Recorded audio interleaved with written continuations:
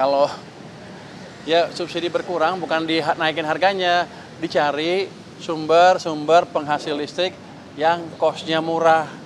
Jadi bukan lo pasti mancing ya, Anda mau mancing tuh pemerintah naikin harga. Nggak begitu, ini namanya usaha. Jahil amat. Menkeu Purbaya putar otak kurangi porsi subsidi listrik tanpa naikkan tarif. Menteri Keuangan, Menkeu, Purbaya Yudi Sadewa tengah mencari jalan untuk memperkecil porsi subsidi listrik yang dibebankan kepada anggaran pendapatan dan belanja negara, APBN, tanpa menaikkan tarif listrik masyarakat. Purbaya menyebutkan, salah satu opsi yang dipertimbangkan adalah pemanfaatan pembangkit listrik tenaga surya, PLTS. Waktu di Hambalang kemarin, ada diskusi tentang program pengurangan subsidi listrik utamanya. Dengan waktu itu sih dibicarakan tentang penggunaan PLTS surya. Ya, kata Purbaya di Kompleks Istana Kepresidenan, Jakarta Pusat, Jumat, 19 September 2025.